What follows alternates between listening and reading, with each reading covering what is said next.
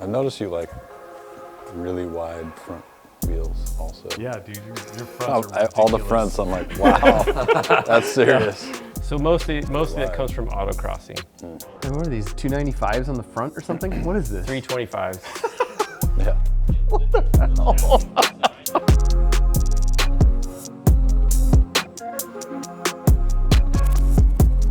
To hear you guys talking about wheels and cars and making the right choices and fitting stuff together and stuff, I feel like if there's possibility for us to have access to that feedback on future projects, I'll show you at the shop, but like the El Camino and stuff like that, if there was a chance to work with you guys on wheels and get that kind of feedback from you guys, my whole career's been in video games, and we build games that, you know, the whole idea was you got to build games that people want to play in order to be successful, and to do that you need to have feedback, right?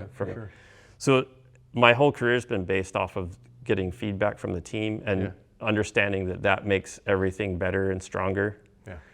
So, no, and I think that's the thing, like when, you know, if you have an idea, sometimes if you're going to get close to what you're thinking of, but I think we're probably better at, because we also are trying to create a certain vision when we're creating a wheel, and we have a certain theme or whatever. So we're used to capturing that. So a lot of times when we're working with an outside party, they're impressed with our ability to not ruin their idea, or usually they bring an idea and then the execution ends up being better than they even thought. They're like, that's actually, you know, and we're something like that. Like, you know, the engineering seems fine, but the style to me is not what we would have pushed you toward. We would push you something that really highlighted the car a little bit more in terms, and so because the style is kind of plain and sort of simple for that build, right? So things like that, and we're not shy about expressing our opinion about those things.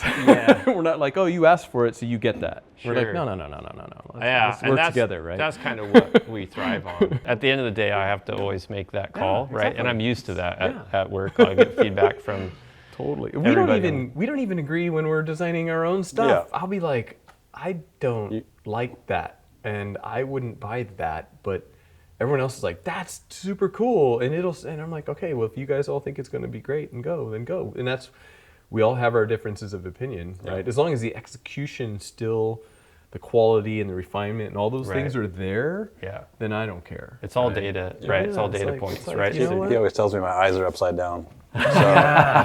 So we, to this day, every single time we disagree on this one thing, and he gets like that. Dude, you're looking at the negative space, and I'm looking at the positive space, and we I'm like, well, they're both valid things to look at. Roy, and it's funny because we'll be talking about a wheel and it's upside down, right? And I'm like, the wheel's upside down, and he's like, no, it's not. And I'm like, it's upside. And I'll go to the designer. I'm like, okay, when you were modeling the wheel, which direction was it? And he's like, it was like this. I go, see, I told you. That doesn't mean it's supposed to be that way. It's upside down, dude. And I was like, oh, but also, you know what? They turn. So it's so funny. It's stuff like that. And the customers don't care. No, right? No one ever thinks about that except us. The stuff we argue about is so hilarious sometimes. So the Galaxy, you were talking about wheels yesterday, and the centers, you know, in hindsight on the Galaxy, like if I were to order another set of wheels, I would maybe do a gunmetal center or something. In person, they read fine to me, but in photographs, the wheels just disappear. Well, and also because you have a pretty light body, or partially white and gray at least. I think that's what it is, right? It's really hard to shoot. We talk about all the time about shooting a white car with black wheels. Like, forget it. You don't even see the wheels. But then also in this case, like, you know, we would probably want to showcase the wheel a little bit more. So a little bit more color, or even a lighter color. Obviously, just selfishly is what we would want. But and that's totally different from what you are going for. And you're the veto. It's like, I don't like that. And I want to go black, and there you go. It's okay. You know, it's the camo paint was so outrageous that it was. I think I was scared to do something else and with keep the them wheels even more loud, because right? Exactly. Because how much can it take, right? How much can your eyes take? Well, I know that you guys have a lot going on, so we should go right over to the shop and show you the Fox and the other projects that we're working on there. I'm going to steal that Alpine, that thing. The goal was always like, let's just build insanely awesome stuff on our own dime until we can get enough client builds to where we can sustain it and build, just do client builds. So the ultimate goal is just do client builds. But we wanted to get our brand out there, attract the type of people that are like, that's cool, I want one of those, instead of just open to anyone in any project. Yeah. Like, let's define what the Well, project who you is. are. Well, define your brand, your style, and all that stuff, right? Everything we build, even though it's all racetrack capable, we know the realities are you're going to drive it. Yeah. Like, I love going to the grocery store in like the Galaxy, right? Because everybody's like, what in the hell? You know, or going to Home Depot or whatever. Like, it's so not the right car for that, but it's so amazing because of that. Yeah. This is the next project. This is the 1,000 horsepower Chevy crate engine, the 632. It's so big. Look how tall it is. Like, the intake manifold is ridiculously tall. I was like, the only thing that's going to fit in is a truck. And I said, the problem there is there's going to be there's no traction in the back of a truck anyway. Right. It's going to be really bad. It's going to be undrivable, like a death trap. Anna, actually, who handles a lot of our HR and she handles all the paperwork and all that stuff, she was like, what if we put it in the back? And I was like, ooh. Like, I actually do, because of my GT40, like, I've messed with transaxles a bunch. Like, that would actually work. And I was like, wait a minute, if we're going to do it in the back of a truck, why don't we do it in the back of an El Camino? Because that's more muscle car. So cool, dude.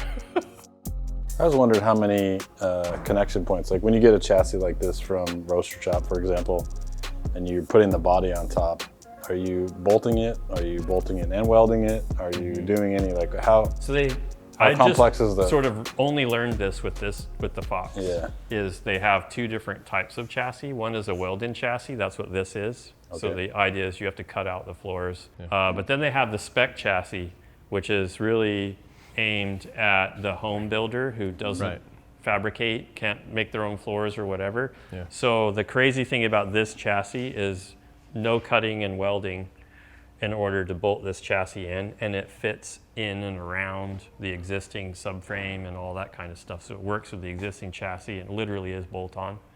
Wow. So Sean's car's a 90 LX. We bought a 85, I don't remember if it was LX or not. It didn't have an engine or anything, local, decent shape.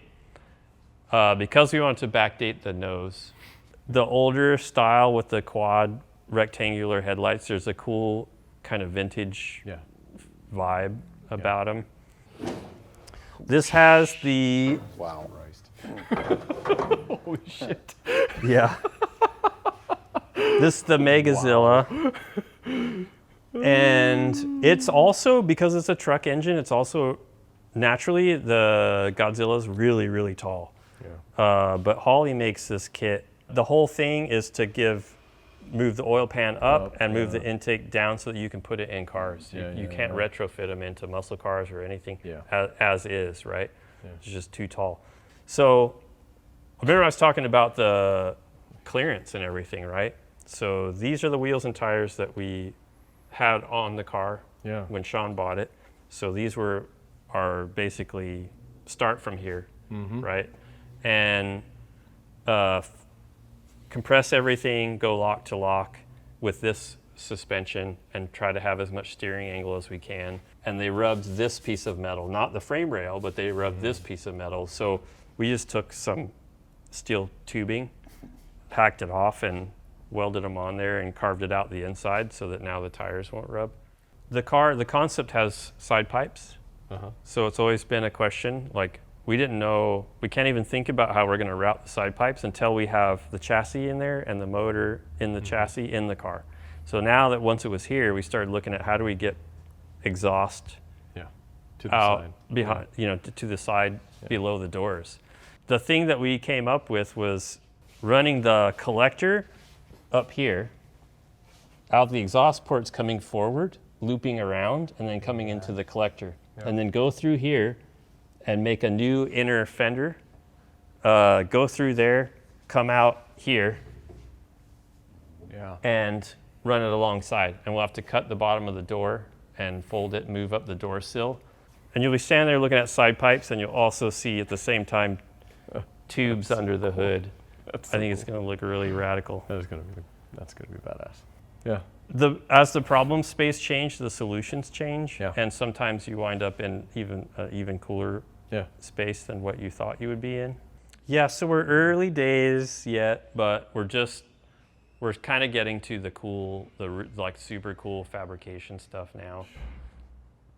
We were making assumptions about the name, but I don't know if you've talked about the name or where it came from, or Sean kept saying MegaFox, so I was like, okay. And then the boys, I don't know if you've seen the tool cabinet over there, they wrote an N up there, so it says MegaFox. Yeah. And I was like, well, yeah, I told Sean, he's aware, but